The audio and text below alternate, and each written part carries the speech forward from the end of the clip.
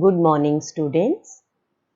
Today we are going to do 2.1 of chapter Nazism and the Rise of Hitler. And today, children, it is a very interesting part. So I want all of you to listen it very carefully and listen it again and again, because this is the most important part of the chapter where you are going to know about how Hitler actually acquired the power, and then also about the start of the Second World War. So we start with the 2.1, the destruction of democracy. What did Hitler do? On 30th January 1933, President Hindenburg, he offered the chancellorship, the highest position in the cabinet of ministers, to Hitler. That means Hitler was given the highest position, which is called as the chancellorship. And by now, the Nazis already had managed to rally, and they were becoming very famous. Now, what did Hitler do once he had acquired the power? Hitler, first thing he started is he set out to dismantle the structure of democratic rule. What do you mean by dismantle? Dismantle means, children, completely separating or completely making it over. That is dismantling, taking off the powers of the parliament, or taking off the completely the powers of the constitution, completely removing it. That is what is called as the dismantling. So he started dismantling the structure of democratic rule, and that is demolishing the rule. Now, what happened suddenly when he started demolishing the democratic rule? There was a mysterious fire which broke out in German parliament building in February, which made him to be more powerful. So what he wanted, that was fulfilled, because mysterious fire, nobody knows that how this fire had broken out. So he made, there was nobody, there is no evidence that how it had happened. So there was a mysterious fire in the German building, and this is called as the fire decree. This is called as the fire decree, because decree means constitution. So when that fire broke out, everything was completely destroyed. So this fire decree of 28th February 1933, it has indefinitely suspended civic rights like freedom of speech, press, assembly, that had been guaranteed by the Weimar Constitution. So when this fire broke out, it had not only destroyed the building, it had destroyed the whole of the constitution, and also it gave enormous powers to the Hitler. So what did he do? He had announced that there will be no rights given to the people, like rights like freedom of speech, freedom of press, assembling, etc. Now, these all are called as emergency. He had made that it is an emergency situation in the country because a fire had broken out, and he took away the rights which were given to the people during the Weimar Republican government. So ultimately, this has one more reason I'm telling you, the Enabling Act. The meaning of this Enabling Act, it is also means enact laws. Now, all the people, those who were against him, all those people, political party people, even any person who was against him, they were sent to the concentration camps. Now, what do you mean by the concentration camps? It is a camp where people were isolated and detained without any process of law. Detained means they were kept in official custody. So they were forcefully kept in official custody and they were sent to these camps for a very long time, and those camps were surrounded. They cannot, these people were not free to move around and they can go anywhere. No, those camps were fences with the electrical fences. So these people cannot go back even to any places or to even to their houses also. So that were the kind of concentration camps where so many people were kept who all were against the Nazis or who all were against the Hitler also.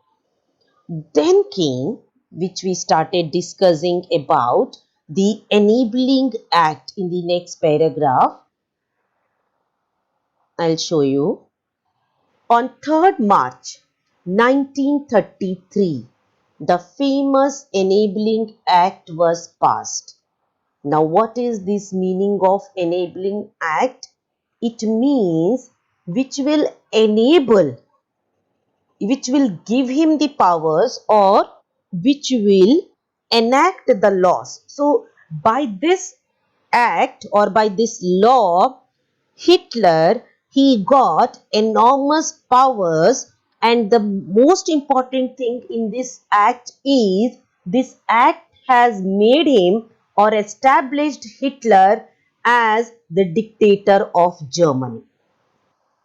Under this act, we are going to read a lot of laws which were passed under this act.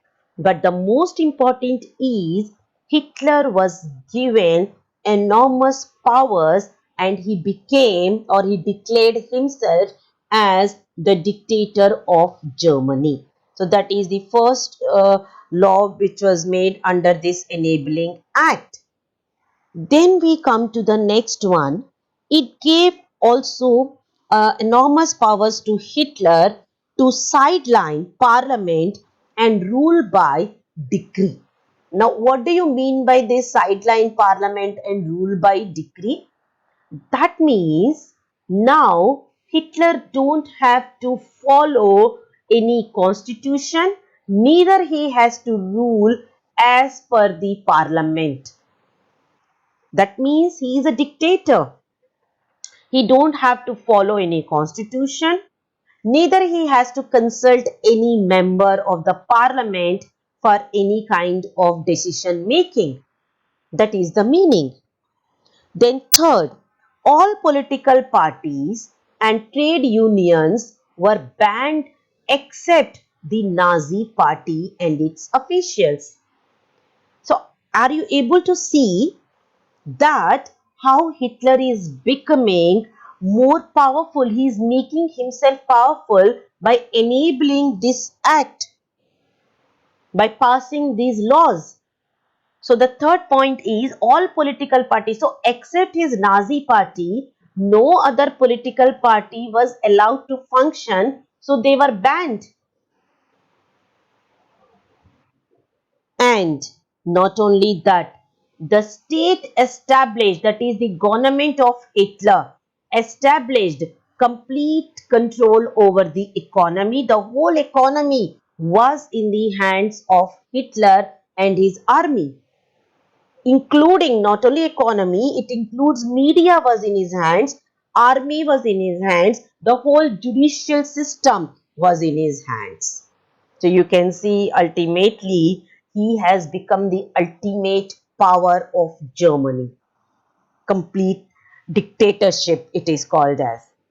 So everything was in his hand. Whole country's economy, media, army, even the whole judicial system was in his hands. Now, so that is what is we call it as enabling act. Now, if he has to put control upon all these things, what is required? Do you think he alone can do all this? He alone can take care of all the army, all the political parties who were against him, whole economy, whole judiciary? Definitely not. So he developed a system which will take care of all these economy, media, army, and judiciary. So, what did he make his system as? He made special security forces, special surveillance, and the security forces which will control this whole society. So, that was needed also to, and he created to control this in order to control the society, and that is what we call it as the Nazi method. So introduced a Nazi method to control the whole society so that the whole world can see this. And he was proud of his method. So under these security forces to control over the whole society, he created several categories of the security forces. They were called by different names.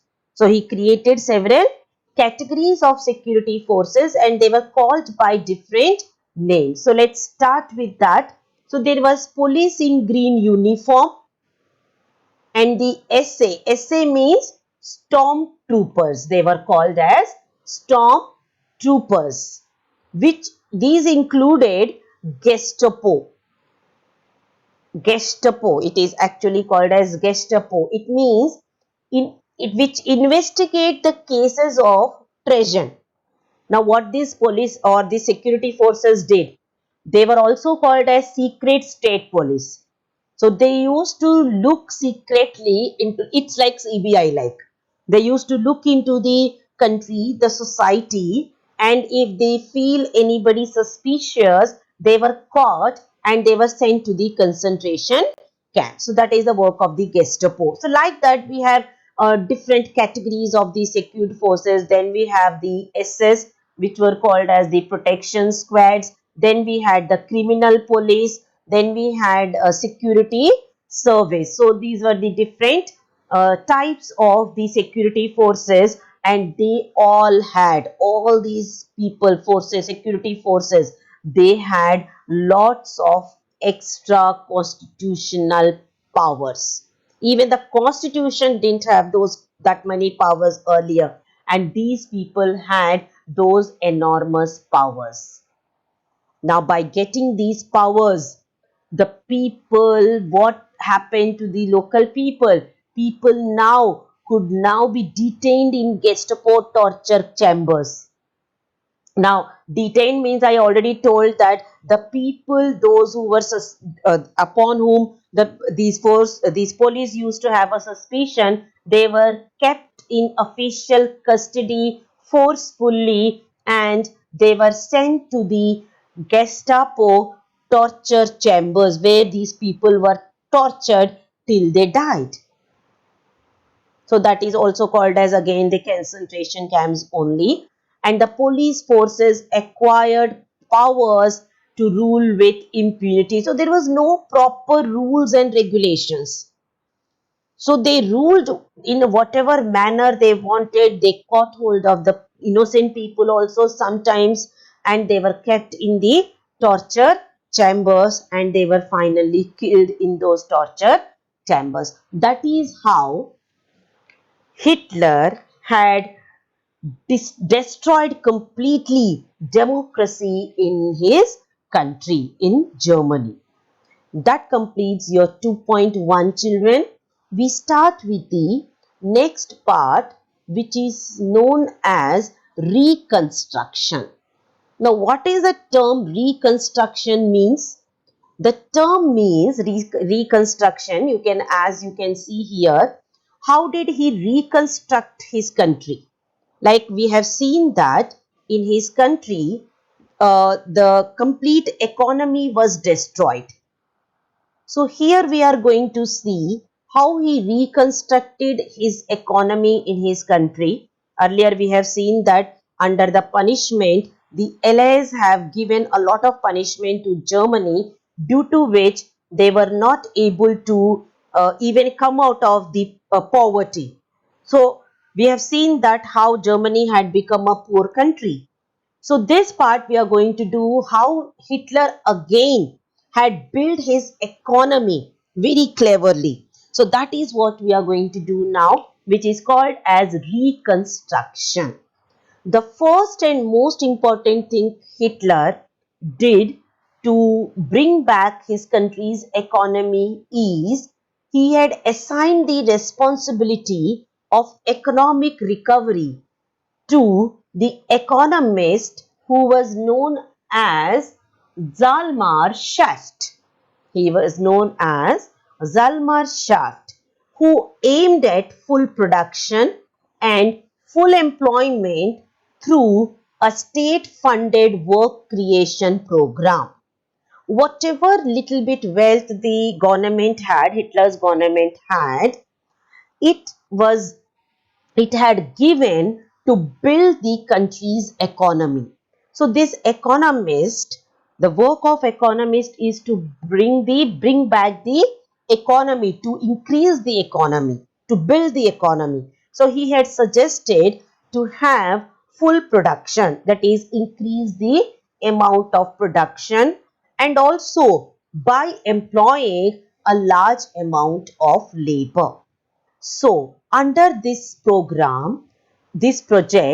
or program, the famous German super highways. You know, super highways means they will be very, very broad roads, very long, very broad roads, which will connect one part of the country to another part, and even it can connect from one country to the another country also. Such kind of super highways were built under this program. Not only this, the famous car, children, we all know this as Volkswagen.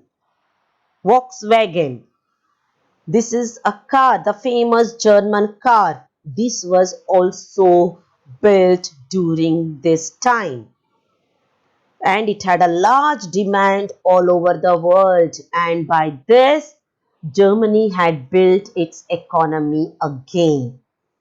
Not only this, in foreign policy Hitler was too good in this. Hitler acquired quick success.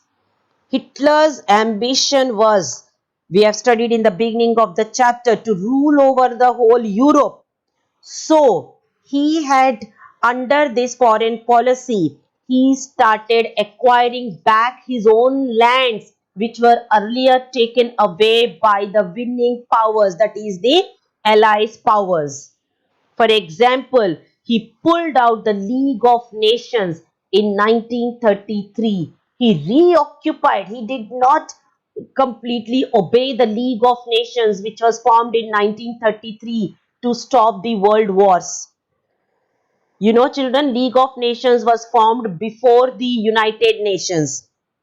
After the First World War, League of Nations was formed so that to avoid any kind of world wars.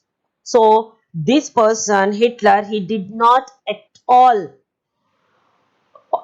followed this League of Nations, and he destroyed League of Nations. He said, I don't want to follow this League of Nations, and he reoccupied his Rhineland, which was taken away by the France. So he reoccupied the Rhineland, and he also integrated Austria. He occupied Austria and he integrated Austria and Germany in 1938. He said Austria and Germany are one country, and he gave a very famous slogan there in 1938, which is one people, one empire, and one leader. This slogan he gave, and he integrated Austria and Germany together so that his power can increase. His power can increase. Now the people of Austria and Germany were with him, and now it is that he wanted to acquire the whole Europe.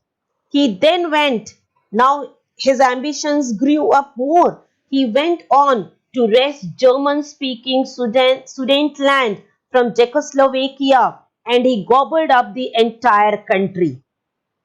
So his ambition is to take over the whole Europe. So he slowly went towards the Czechoslovakia and he occupied even the entire country of Sudetenland. In all of this, he had the unspoken support of England.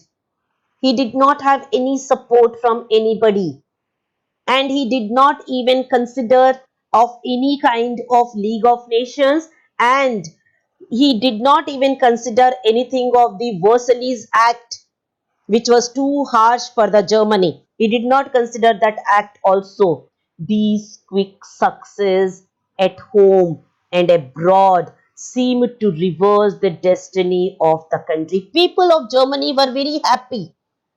I told you in earlier part that they wanted such kind of a leader who will take revenge from the Allies powers who had taken away the respect of Germany. So Hitler had started bringing back the respect of Germany. Hitler thought of even occupying regions to come out of economic crisis by accumulating the resources. He wanted to accumulate more resources so that he can become more and more powerful. And in order to do that only, he had rebuilt the German economy by not only increasing the production or increasing employment, by also occupying the other countries. He occupied the Rhineland. He gave a slogan to occupy Austria, one people, one empire, one leader. He occupied Sudetenland and he did not even care about the harsh act of Versailles. And Hitler did not stop here. His journey continued. Sasha, he had advised Hitler against investing hugely in rearmament at the state still ran on deficit financing. Cautious people, however, had no place in Nazi Germany. The people, those who did not like the what Hitler was doing, the people who did not want the war, there was no place for such people in Germany at all. Fashert finally had to leave the country because he did not agree with the Hitler's ambitions. Hitler chose war rather than giving up the war. So Hitler chose the war, and that had given way, or that had approached him towards the Second World War, children.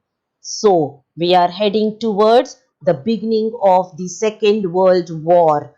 Resources were to be accumulated through expansion of the territory. In September 1939, when did the Second World War started, children? It started in Second World War started in 1939. So, in 1939, as his ambitions grew, 1939 Germany invaded Poland. Germany invaded Poland. That was the first, that is the beginning of the Second World War. I am underlining, you can see this in 1939, Germany invaded Poland, and that has started the Second World War, which we are going to discuss in the next video.